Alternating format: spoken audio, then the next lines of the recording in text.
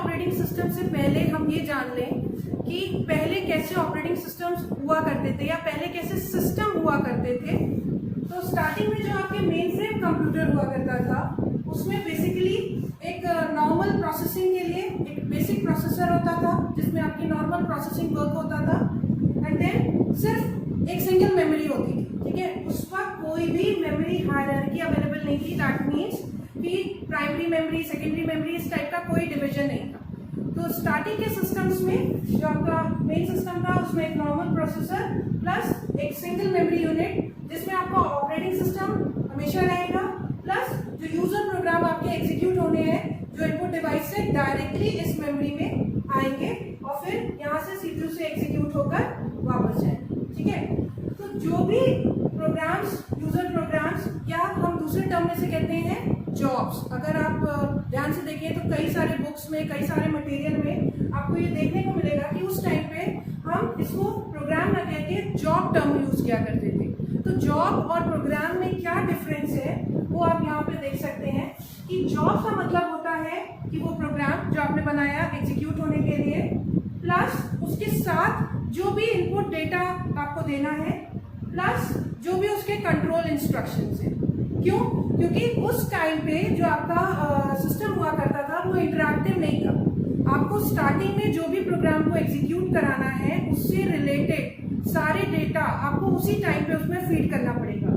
तो इसलिए प्रोग्राम, उसके साथ उससे जुड़े हुए सारे डेटा प्लस जो भी उसके कंट्रोल इंस्ट्रक्शंस हैं वो सारे के सारे इकट्ठे एक बार में इनपुट किए जाते थे और उसको हम कहते हैं job. So this is the basic difference between the term job and the term program. अभी जो करंट है, अभी हमको कोई प्रोग्राम एग्जीक्यूट कराना होता है तो हम लोग क्या करते हैं, हम लोग जस्ट प्रोग्राम राइट करते हैं, देन उसको एग्जीक्यूट कराते हैं और रन टाइम पे हमारा सिस्टम हमसे इंटरैक्ट करता है और हम उस टाइम पे भी अपना डेटा इनपुट कर सकते हैं। और उस समय रन टाइम पे आप डेटा इनपुट नहीं कर सकते थे या आपके सिस्टम इंटरैक्टिव नहीं हुआ करते थे।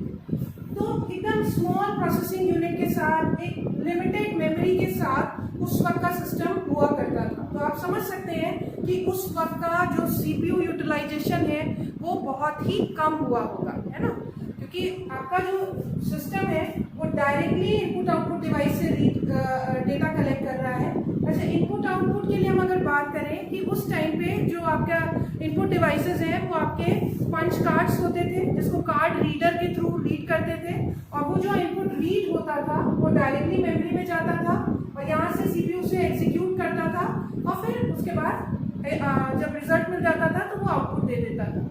तो जब डेटा आपका लोड हो रहा है यानी मेमोरी में जा रहा है और आफ्टर एग्जीक्यूशन जब मेमोरी से अनलोड हो रहा है उस टाइम आपके सीपीयू के पास कोई काम नहीं रहता था, तो सीपीयू उस समय आइडल रहता था, है ना। तो इसका मतलब हम सीपीयू के टाइम को उस वक्त यूटिलाइज नहीं कर सकते हैं जब डेटा हमारा लोड हो रहा है और डेटा हमारा जब अनलोड हो रहा है। इसको आप इस तरह से समझ सकते हैं कि सपोज अगर आप एक किसी फैक्ट्री की बात करें जहाँ पे कुछ चीज मैन्युफैक्चर हो रही है और इस पूरे मैन्युफैक्चरिंग के प्रोसेस में पता चला 1 वीक का टाइम लग रहा है। तो 1 वीक के टाइम में अगर हम कहें कि पता चले 3 डेज टाइम जो है वो मटेरियल को लोड होने में लग रहा है, वहां पे आया, फिर फैक्ट्री में आया, देन प्रोसेसिंग में या मैन्युफैक्चर होने में सिर्फ 1 डे का टाइम लग रहा है और जब मैन्युफैक्चर हो गया तो फिर जो आपका फाइनल प्रोडक्ट है उसको फिर से जाने में, वापस ट्रक में उसको लादने में फिर से अगेन 3 डेज का टाइम लग रहा है। तो 3 to 3 6 डेज तो सिर्फ सामान को इन्वेंट्री को लाने और ले जाने में लग गया और 1 डे सिर्फ प्रोसेसिंग में लगा। तो अगर आपके पास वेयर हाउस होता तो सामान आता रहता, वहां पे स्टोर होता रहता और वहां से आप इन्वेंट्री लेकर अपना प्रोसेस करते रहते। तो उसी टाइप का यहाँ पे भी है कि कोई भी सेकेंडरी स्टोरेज का कॉन्सेप्ट नहीं था। डेटा आएगा तो डायरेक्टली लोड होगा, देन एग्जीक्यूट होगा और फिर उसके बाद आउटपुट जाएगा। तो बहुत सारा टाइम सीपीयू का इसमें वेस्ट चला जाता था। ठीक है, तो उसके बाद सबसे पहला जो ऑपरेटिंग सिस्टम का कॉन्सेप्ट आया वो आया बैच ऑपरेटिंग सिस्टम।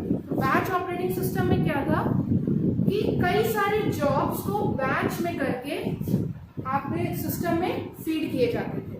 तो इन सारे जॉब्स के बैचेस बनाए जाते थे, उससे कैसे आगे हमने एडवांटेज उठाया या उसके भी क्या फर्दर ड्रॉबैक्स थे, इसको जस्ट अभी देखते हैं हम लोग। So in batch processing we grouped all the jobs having similar requirement together. ठीक है, वो सारी जॉब्स जिनकी रिक्वायरमेंट सेम है उनके हम बैचेस बना लेते थे और बैच बना के देन हम अपने सीपीयू में फीड किया करते थे। तो उस टाइम पे बैच ऑपरेटिंग सिस्टम के टाइम पे जो आपका सीपीयू था अगेन सेम था, जो उसका प्रोसेसिंग स्पीड थी वो बहुत ही नॉर्मल थी, और जो आपका मेमोरी था अगेन सिंगल मेमोरी था, ऑपरेटिंग सिस्टम भी है उसी में, यूजर प्रोग्राम भी है। बट अब हमने क्या किया, एक एक जॉब को इनपुट ना करा के हम कई सारे जॉब्स के हमने बंडल्स बनाए और फिर उसे हमने अपने सिस्टम में फीड किया। इससे हमें क्या बेनिफिट होने वाला था, हर बार जब आप एक एक जॉब इनपुट कराते थे या लोड कराते थे सिस्टम में, तो जब वो जॉब एग्जीक्यूट होने के लिए जाता था तो उस जॉब से रिलेटेड जो भी फाइल्स हैं, जो भी उसकी रिक्वायरमेंट्स हैं, जो उसका एनवायरनमेंट है, उसको क्रिएट किया जाता था। दैट मीन्स कि उससे रिलेटेड प्रोग्राम्स को भी फिर यहाँ पे लोड करना पड़ता था, और आफ्टर एग्जीक्यूशन जब वो जॉब यहाँ से निकलता था तो उसके साथ की जितने भी चीजें हैं उसको भी अनलोड करना पड़ता था। तो मे बी फिर एक दो जॉब के बाद फिर से वही फाइल्स लोड करनी पड़ती थी और उन्हें अनलोड करना पड़ता था। तो लोडिंग और अनलोडिंग में इसमें काफी टाइम वेस्ट हो रहा था।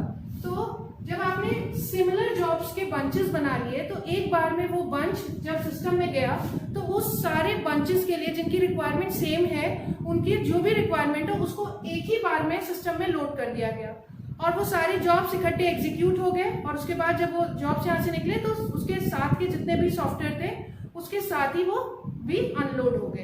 तो यहाँ पे लोडिंग और अनलोडिंग में जो टाइम वेस्ट हो रहा था उसको हम थोड़ा सा बचा पाए, जिससे हमारा CPU utilization as compared to आपने जो इससे पहले देखा उससे बेटर हो गया। ठीक है, तो यहाँ पे ये देखिए हमने दिखाया है कि यहाँ पे आपके पास suppose n number of users हैं और ये यूजर्स अपना अपना टास्क लेकर आए हैं। फिर यहाँ पे एक ऑपरेटर है जो इन सारे टास्क को कलेक्ट करता है और फिर सिमिलर रिक्वायरमेंट के जॉब्स को या टास्क को वो बंचेस में क्रिएट करता है, और फिर ये बंचेस आपके सिस्टम में जाते हैं एक एक करके, और फिर वहां पे सीपीयू ने एग्जीक्यूट करता है और फिर फर्दर आउटपुट आपको मिलता है। तो इसके क्या एडवांटेजेस हैं और क्या डिसएडवांटेजेस हैं, let us discuss first advantages. In a batch, job executed one after another, saving time for activities like loading, compilers, etc. जो अभी हमने बोला कि वो जब सेम रिक्वायरमेंट के जॉब्स लोड होते हैं तो उससे रिलेटेड जो भी चीजें चाहिए, जस्ट लाइक कोई कंपाइलर है या कुछ अदर सॉफ्टवेयर है, वो एक ही बार में लोड होंगे और उन सारे जॉब्स को एग्जीक्यूट कराने के बाद वो अनलोड हो जाएंगे। तो ये इस टाइप प्लस एडवांटेज था जिससे हमारा सीपीयू यूटिलाइजेशन बढ़ेगा। And the second is during a batch execution, no manual intervention is needed. एक बार में पूरा ग्रुप चला गया, सारा इकट्ठे एग्जीक्यूट होगा और इकट्ठे आपको आउटपुट मिलेगा। बीच बीच में बार बार हर एक जॉब के लिए आपको चीजें प्रोवाइड करने की इसमें जरूरत नहीं है। Next come to disadvantages. What are the disadvantages? Again हमारे पास मेमोरी बहुत ही लिमिटेड है। जैसे पहले था कि एक सिंगल मेमोरी है और वो भी बहुत कम साइज की है, तो ये इसका मेजर डिसएडवांटेज है। और second, interaction of input and output devices directly with the CPU. जो आपके इनपुट और आउटपुट डिवाइसेस हैं वो डायरेक्टली सीपीयू से इंटरेक्ट कर रहे हैं, डायरेक्टली मेमोरी में प्रोग्राम्स जो है वो लोड हो रहे हैं। उससे क्या हो रहा है कि ड्यूरिंग लोडिंग और अनलोडिंग आपका जो टाइम है अभी भी वेस्ट हो रहा है। हमारे पास अभी भी कोई स्टोरेज का कॉन्सेप्ट नहीं आया था टिल बैच प्रोसेसिंग। ओके, फिर इसके बाद एक फर्दर इम्प्रूवमेंट हुआ विच इज कॉल्ड स्पूलिंग, और जिसको हम आगे आने वाले अपने वीडियोस में डिस्कस करेंगे कि व्हाट इज द स्पूलिंग और इसके क्या ड्रॉबैक्स थे जिसको स्पूलिंग ने काफी कवर किया, और फर्दर उसके क्या डिसएडवांटेज थे कि जिससे आगे फिर टेक्नोलॉजी आगे की तरफ मूव ऑन की। So that's it for today's lecture. Thank you so much.